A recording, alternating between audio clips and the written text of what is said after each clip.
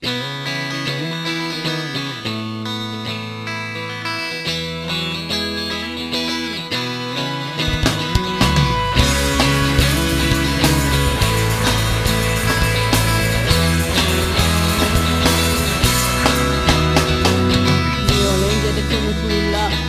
ရင်ပြထားပြီး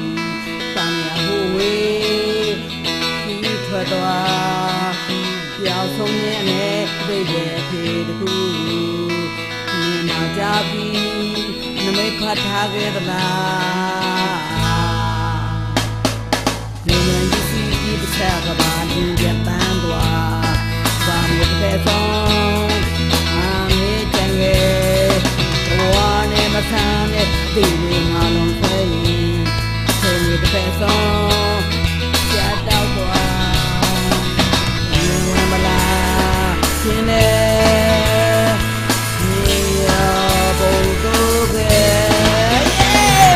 ပြည့်စည်ပြည့်တော့ပြည့်ဆုံးပြည့်ပြည့်ချင်းရဲ့နောက်မှာပြေခုတော့သိချင်တယ်ဝါဝဲကြီးပြတ်ဆုံးဒီဘဝကြီးကျော်တဲ့ကြီးရဲ့နောက်မှာပြေခုတော့သိချင်တယ်ပြည့်စည်ပြည့်ဆုံးပြည့်တော့ကျော်တဲ့ကြီးရဲ့နောက်မှာပြေခုတော့သိချင်တယ်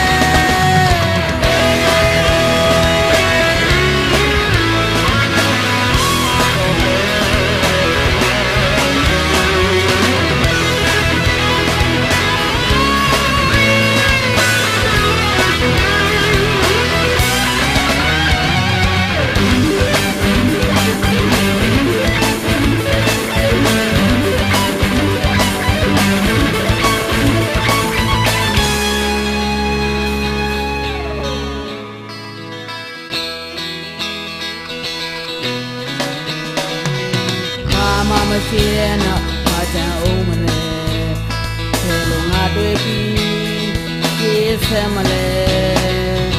ကြောက်ကုန်ရတဲ့တဲ့အဖြစ်တစ်ခု